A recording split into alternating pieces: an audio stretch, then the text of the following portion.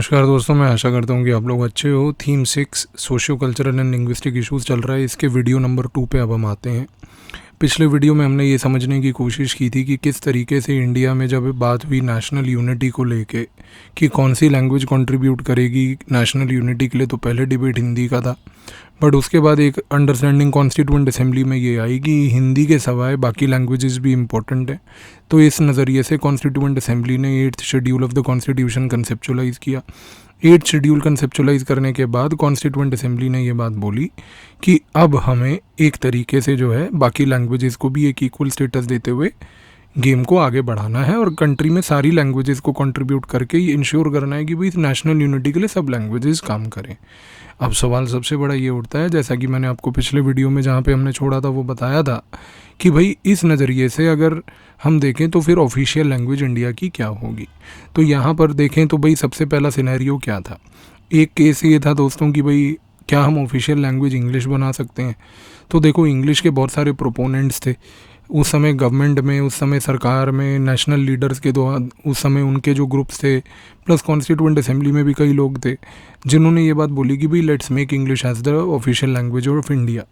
अच्छा, अब इंग्लिश के लिए जो केस बनाया गया वो ये बोला गया कि भाई देखो, India is a modern nation, अभी अभी हम लोग आज़ाद हुए हैं, हमारा एक बहुत बड़ा ऑब्जेक्टिव है कि हम लोग लाइफ में प्रोग्रेस करें, और अगर अपने को प्रोग्रेस करना है, लाइफ में आगे बढ़ना है, तो कहीं ना कहीं उसके लिए हमें एक चीज़ ज़रूर करनी चाहिए। और वो जो चीज़ करनी है वो ये है कि हम लोग एक तरीके से इंग्लिश को अडॉप्ट करते हैं। English is going to be the language of the future.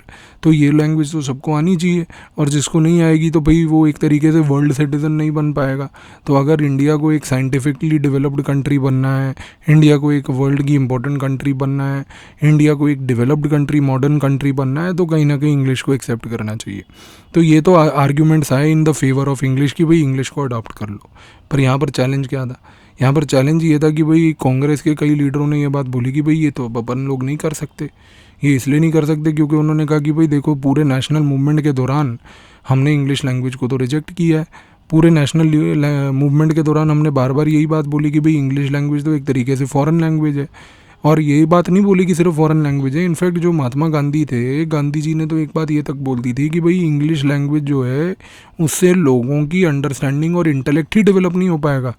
तो in fact Gandhi actually used a quote and which I want you to write. तो वो गांधी जी का जो एक कोटेशन है लैंग्वेज के कॉन्टेक्स्ट में इंग्लिश को लेके, वो आप लिख लो, क्योंकि इसके ऊपर अगर सवाल आता है तो आप यूज़ कर सकते हो इसको आंसर राइटिंग में। और आपको अब पता है जो आंसर राइटिंग का कोर्स कर रहे हैं मेरा, कि कहाँ इसका प्लेसमेंट करना है।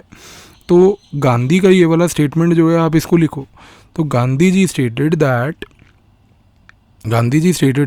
English will not help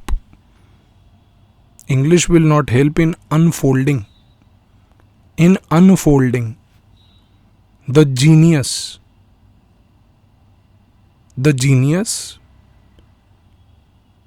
of the domestic people, because it is a foreign language.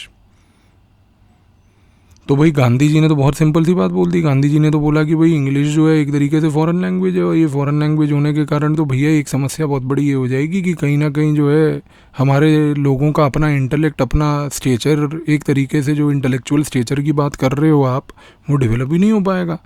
फिर कई कांग्रेस के नेताओं ने उस समय ये बात को और उठाया। उन्होंने कहा कि नहीं भाई देखो, इंडियन नेशनल मूवमेंट में तो हमने रेगुलर हिंदी यूज़ करी है। हिंदी के साथ साथ हमने तो कांग्रेस वर्किंग कमेटीज़ की जो डेली बैठकें होती थी पूरे नेशनल मूवमेंट के दौरान, all those daily workings in the Congress working committee also happened in the English, in the Hindi language. So how can you replace Hindi here with that of English? That is not possible. That is what they said. And यहाँ पर जो ये group था जो हिंदी के favour में था और इंग्लिश के खिलाफ था, इसने एक बात ये भी बोली साथ में कि भाई English is a very exclusionary language. क्योंकि उन्होंने कहा कि देखो, अपना नेशनल मूवमेंट का एक्सपीरियंस ही अपने को ये बता रहा है कि इंग्लिश एक तरीके से बहुत ही एक्सक्लूजनरी लैंग्वेज थी। क्योंकि जो मासेस थे हमारे देश के, भाई उनको तो इंग्लिश आती ही नहीं थी। भाई जो डिफरेंट एरियाज़ में वर्नाकुलर लैंग्वेजेस सीख रहे थे, और कांग्रेस ने भी पूरे नेशनल मूवमेंट के दौरान वर्नाकुलर लैंग्वेजेस को बहुत अग्रेसिवली स्प्रेड किया। तो उन लोगों ने तो ये बात बोली कि भाई देखो, कुछ भी कर लो आप, एक तरीके से वर्नाकुलर लैंग्वेजेस के प्रोसेसिंग में कहीं ना कहीं हम ये चीज़ देखते हैं कि भाई masses could never connect to the English. सारे नेशनलिस्ट लीडर्स को जो है इंग्लिश के सारे मैसेजेस को ट्रांसलेट करके हिंदी में लेके जाना पड़ता था लोगों के पास। तो हिंदी यहाँ पर इंग्लिश लैंग्वेज को लेके एक बहुत बड़ा डिबेट चल रहा था। तो एक जगह पर ये इंग्लिश वाला डिबेट था, अब दूसरी जगह पर पैरेलली डिबेट स्टार्ट होता है हिंदी वाला। तो हिंदी वाले केस में क्या बात बोली गई, भाई हिंदी वाले जो लैंग्वेज थे इसके प्रोपोनेंट्स कौन थे? इसके प्रोपोनेंट्स वो लोग थे जो कह रहे थे कि भाई देखो पूरे नेशनल मूवमेंट में हमने हिंदी लैंग्वेज का प्रयोग किया है। उन्होंने कहा कि क्योंकि पूरे नेशनल मूवमेंट में अगर अपने ने हिंदी लैंग्वेज का प्रयोग किया है तो हिंदी को हमें नेशनल लैंग्वेज बनाना चाहिए, ऑफिशियल लैंग्वेज बनाना चाहिए, क्योंकि हिंदी वो लैंग्वेज है जिससे मासेस मोबिलाइज होते हैं इंडिया में। और उन्होंने ये तक कहा कि भाई देखो हिंदी की वजह से अगर हम लोगों ने एक तरीके से लोगों को नेशनल मूवमेंट में मोबिलाइज करा है तो यहाँ पर ये बात भी एक बहुत बड़ा प्रूफ है कि भाई लोग अगर एकजुट भी हुए तो वो हुए इस कारण से क्योंकि Hindi played a very vital role. तो भाई the champions of Hindi, the proponents of Hindi argued in this way कि नहीं भाई देखो अपने को तो जो है एक तरीके से ये इंश्योर करना ही करना है कि भाई जो मासेस की लैंग्वेज है वो चीज़ को एक्सेप्ट किया जाए। अच्छा, अब जब ये हिंदी वाला केस चल रहा था, इससे पहले इंग्लिश वाला केस चल रहा था, अब यहाँ पर एक थर्ड केस आ गया। थर्ड केस जो था बड़ा सरप्राइजिंग केस था साउथ इंडियन स्टेट्स का। अच्छा, साउथ इंडियन स्टेट्स के केस में दो इश्यूज़ थे। पहला तो उन्होंने कहा कि भाई देखो एक अगर आप हिंदी की लैंग्वेज को प्रमोट करते हो और बोलते हो कि हिंदी ऑफिशियल लैंग्वेज होगी तो बोले कि भाई हम लोगों ने तो हिंदी नहीं पढ़ी, हम तो अपने वर्नाकुलर को पढ़ते हैं। अगर हम लोगों ने हिंदी लैंग्वेज नहीं पढ़ी, हम अपने वर्नाकुलर को पढ़ते हैं तो यानी कि गवर्नमेंट जॉब्स में कहीं ना कहीं पॉलिटिकल पार्टिसिपेशन में ये हमारे लिए तो बैरियर बन जाएगा, जो मैंने आपको पिछले वीडियो में भी एक्सप्लेन किया था। तो यहाँ पर साउथ इंडियन स्टेट्स का नंबर 1 ग्रीवेंस ये रहा जो हमने प्रीवियस वीडियो में भी देखा। पर नंबर 2 ग्रीवेंस उनका ये था which apparently was not very right but still they voiced this grievance. और उन्होंने ये बात बोली कि भाई कहीं ना कहीं हिंदी लैंग्वेज जो है उसका जो लिटरेचर है, उसकी जो हिस्ट्री है बड़ी शैलो है। देखो ये बड़ी सब्जेक्टिव बात है यार बोलना कि मतलब यू नो कि आपकी लैंग्वेज की हिस्ट्री और आपके लैंग्वेज का लिटरेचर शैलो है और मेरी लैंग्वेज की हिस्ट्री और मेरी लैंग्वेज का लिटरेचर बड़ा इंटेलेक्चुअली सुपीरियर है। देखो लेट्स अंडरस्टैंड वन थिंग कि किसी दूसरे की लैंग्वेज को या किसी दूसरे के कल्चर को नीचे दिखाने से कुछ नहीं होगा।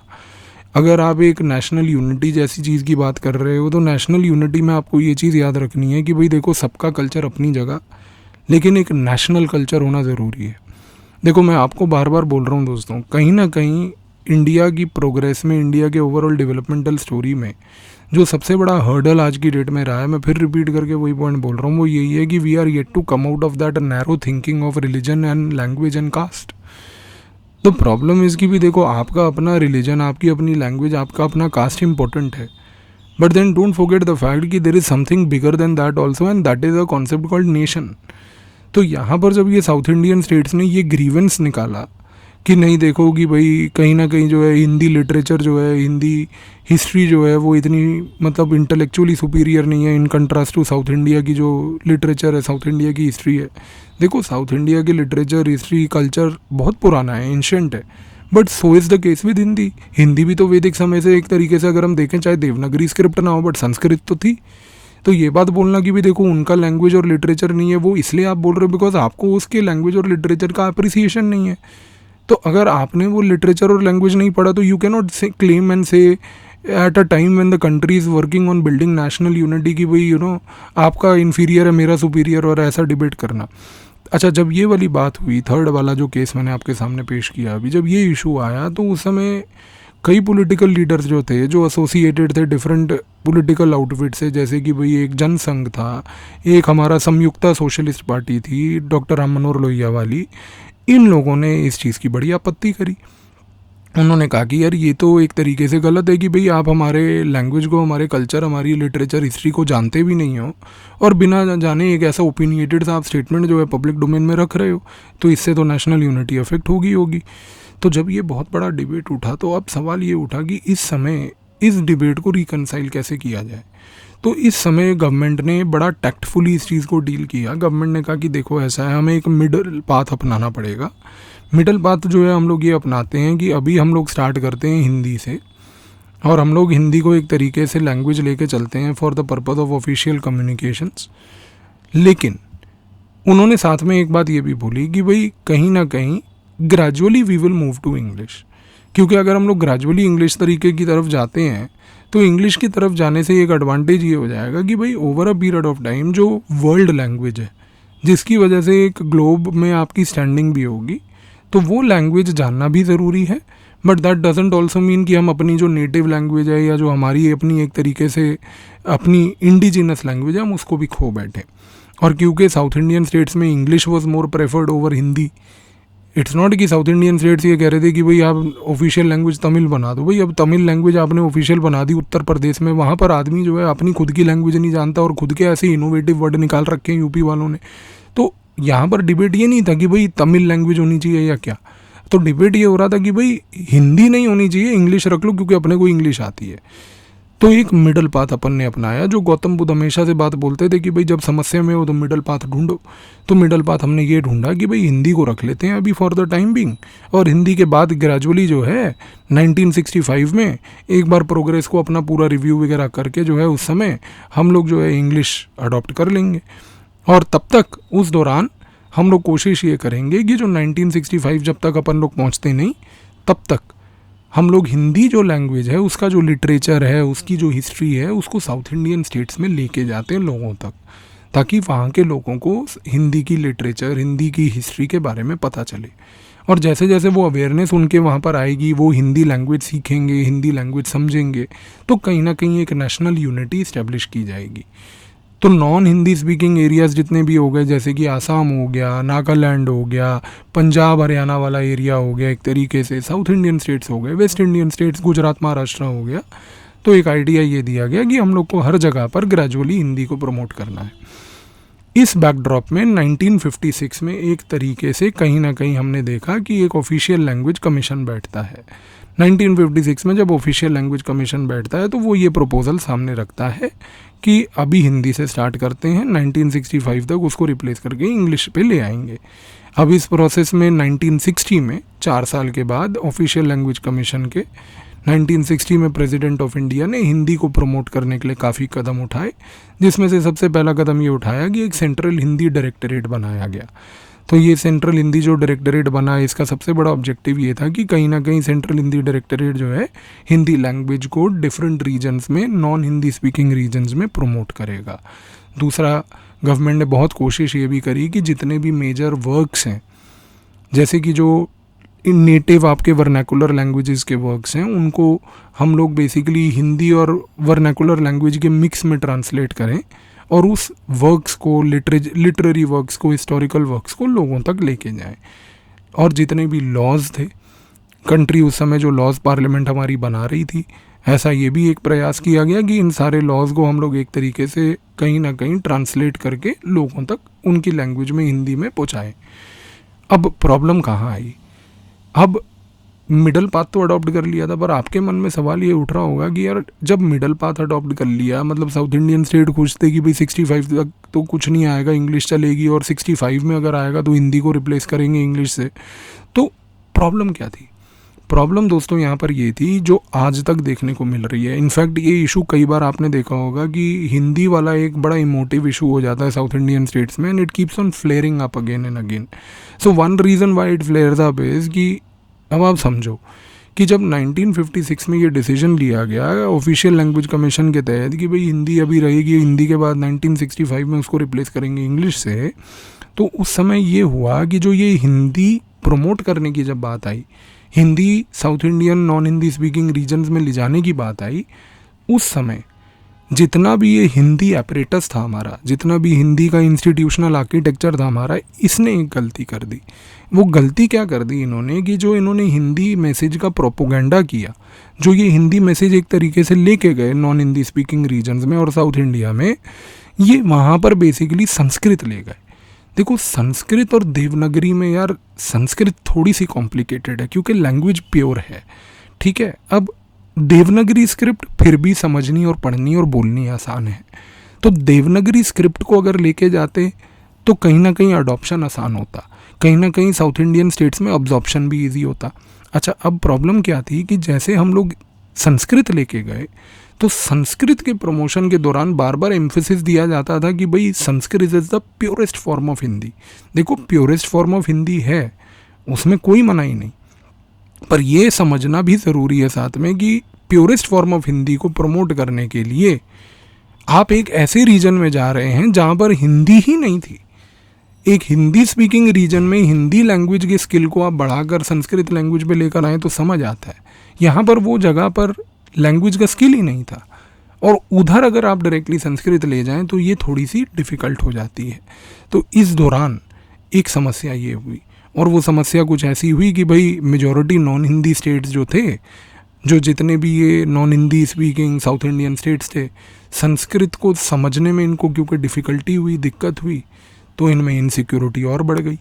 और क्योंकि इनमें इनसिक्योरिटी ये बढ़ गई कि भाई देखो ये तो हिंदी इतनी टफ़ है, ये तो हमारे ऊपर इम्पोज की जा रही है, तो कहीं ना कहीं फिर क्या हुआ कि भाई जितने भी एक तरीके से हिंदी प्रचारणी सभाएं बनी थी कि जो हिंदी का प्रचार करेंगी, उन हिंदी प्रचारणी सभाओं में कहीं ना कहीं बड़ा एक तरीके से रिजेक्शनिस्ट एटीट्यूड आने लगा।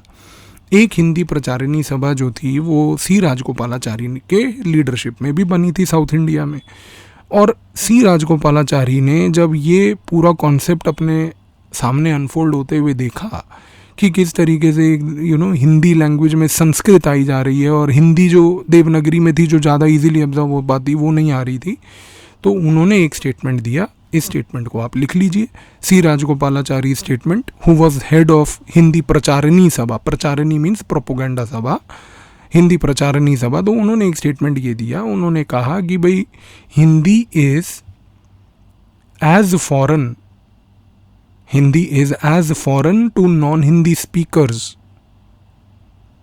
As English is for Hindi speakers, as English is for Hindi speakers. तो आप देखो कि एक साधारण सी लाइन में उन्होंने पूरे मैसेज को, एक तरीके से थॉट प्रोसेस को सक्सेंटली कैप्चर कर लिया।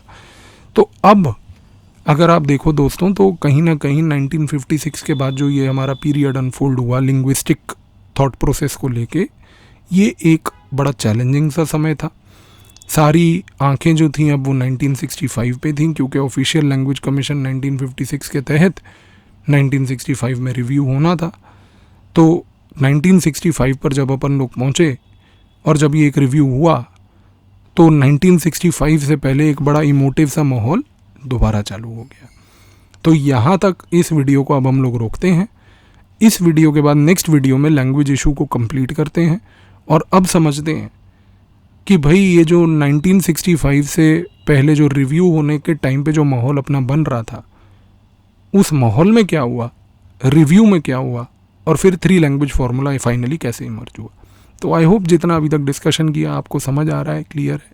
साधारण शब्दों में कॉम्प्लिकेटेड चीज़ आपके सामने मैं पेश कर रहा हूँ, थोड़ा सा कॉन्सेंट्रेशन से सुनिए तो आई होप कोई डिफ़िकल्टी नहीं होगी। नेक्स्ट वीडियो में मिलते हैं, यहाँ से कंटिन्यू करते हैं। Thank you.